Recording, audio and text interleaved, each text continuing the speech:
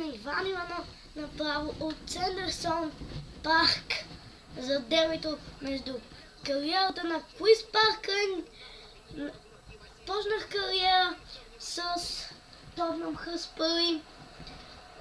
Купих Хълни, обаче той на един матч от приятелските матчове. Точно го контузиха в 84-та минута. И сега Соладо ще го замества.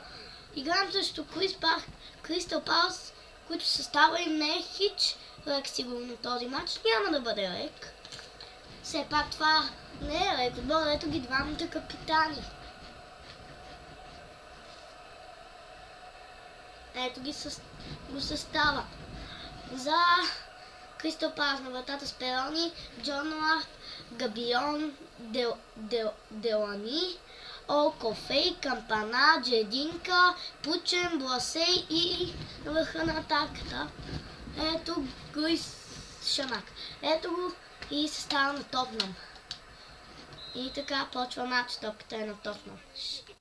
Соладо. Хари Кейн. Спряха нападателят. Зали се питате как съм го купил.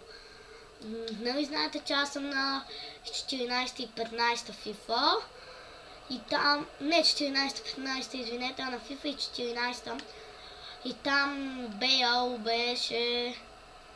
го продадох на Барселона за 41 000. Сега обаче опасно успя да се справи отбраната на Тотнъм. Днеска реших да игра на 4 минути на Сенпро. Ще игра тази кариера. Аз не съм като Squam TV, Рос и тези, тъй като аз не мога да игра толкова хубаво, обаче пък имам Олена. Сега обаче оттам Соладо, спасение на Сперони. Видим дали ще успея да се справя на Сенпро, дали ще успея да бия Кристал Палас. Shadow 318 е вече на професионал според мен, тъй като той играе много добре и се стреми към тези неща и не е като мен лично. Обаче ние сме различни. И просто не знам. В него аз имам много по-малко абонати. Имам 6 абоната. При него съм с пряко момченце. А ето сега Ламела.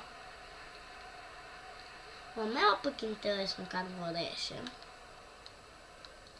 И успя, не как владееше.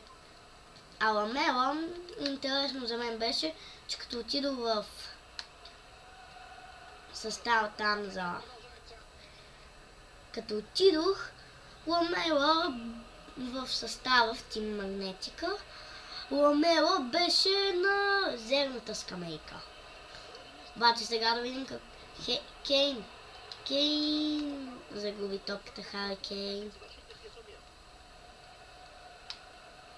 За сега резултатът е 0-0. Ще почна да снимам и клипове на FIFA World Cup и на PES 2015. И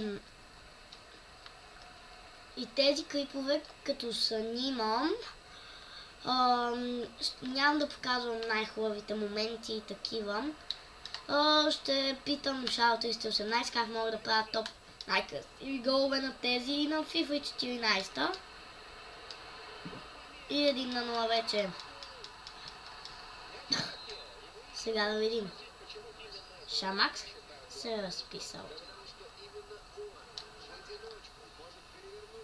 резултатът е в полза на Кристал Палас до момента.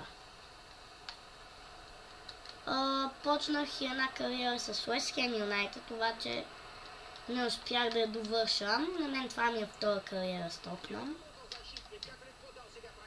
Миналата кариера си купих само един играч, Карлос Вела с Тотнъм, а с Уест Хем Емануел Адебайор. Имат някои много хубави играчи Тотнъм и те самите не знаят как да ги използват, като Адебайор, Ламела. А сега, Таузенд! Спасение там на Сперони! Много хубава възможност. Много хубав пас и Таузенд оттам не успя да се разпише и да видим Ламела центрира тази топка. Ян Вертонген! Гол! Ян Вертонген с уникален гол! Изравнява 45-та минута Ян Вертонген. Виждате.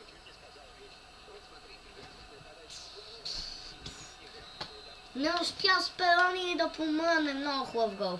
Много хубав.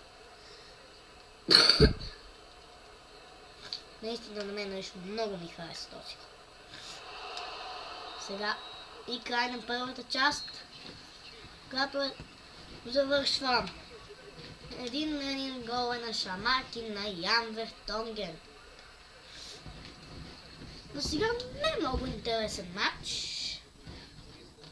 Има там някои хубави работи, които се случват и така нататък.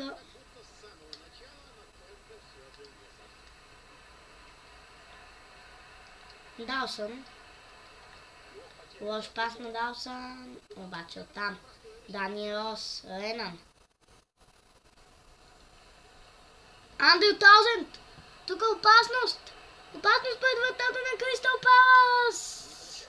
Лош центриране там на Андрю Таузенд. Да видим. Кифи. Пенченут.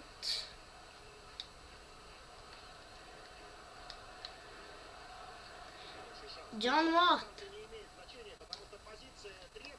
Центрира и успява там. Таузенд сега. Хари Кейн губи тази топка.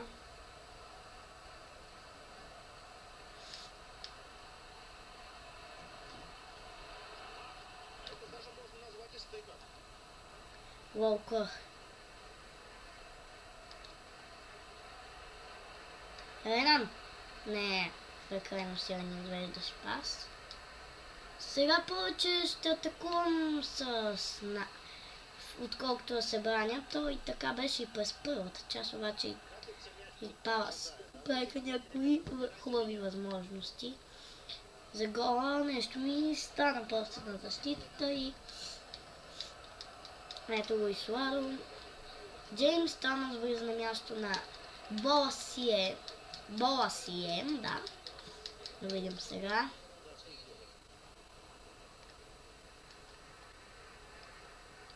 Кампана. Шамак успя. Шамак е доста опасен за някои защити, лично за мене, тъй като той е талант, много голям талант, по-скоро. Има много малко такива, които са огромни таланти. Примерно Хари Кейн, който тук лично е 67 оверлол, обаче това нищо не значи, тъй като той е много добър играч, може да стане изграваща звезда даже. Той е изграваща звезда. Адебайор, докато там има проблеми с равнините му и така нататък и с държавата, той го заместваше. А сега, Ренан! Това беше много опасна възможност. Оттам обаче Ламела засада. Ами гредата беше много опасна. Много опасна греда. Късмет за Кристал Палас. Сега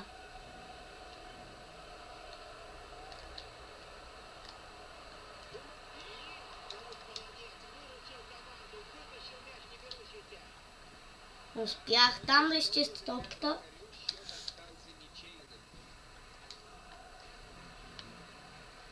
Кристал Палас не трябва да се подценят, тъй като и те не са толкова лек съперник. И те имат класа, и те имат много неща, обаче не са лек съперник, като някои други. Те са тежък и лош съперник. Виждате, не може да се каже, че имат слаба атака. Даже има много хубава атака, лично за мен. О, сега обаче и хубава атака и за Тотнъм, която после обаче извеждащия пас не се получи. Обаче оттам Паулиньо взима топката, решава да шутира и спасение там на Сперони. Ерик Ламела. Горе на Тотнъм дойде след клон, така че и това си беше опасничко. Да видим. 4 минути добавено време. Дали Кристал Палас или Тотнъм за 4 минути могат да се разпишат. Кристал Палас успяха 5 минути след това да се разпишат. Не Кристал Палас, по-скоро Тотнъм, извинете.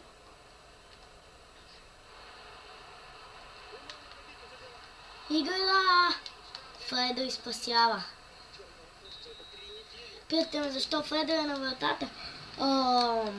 Югол. Питате се защо Фредо е на вратата. Югол Луис го продадох на Евертън за 8 000. Дадох оферта на Дехея, не приемат. Дадох оферта и на Нойер, той не приема. Янве, той не е играча на матча. Ето, виждате, това са от другите матчове резултатите. И сега да видим на кое място сме в класирането. На мен това много ме зачудва. Не други неща, само това мен ме зачудва лично. Ако вас не ви зачудва, но мен ме зачудва. И ние сме на 7 място с 1 точка. Имаме някакво съобщение. Дай да го видим. Да видим дали Руни се е оправил, като отиваме в Тим Магнетик. Асоладо има контузия, нещо на мен. Ето виждате го и на Руни. На мен нещо. Нападателите ми не са във форма. И Дефоле го включваме. Джермайн Дефоле. И тук става страшно при мен. Тон Карл го слагаме в резервите. И това е всичко от мен. И следващия ни клип е също Слонзи Сити.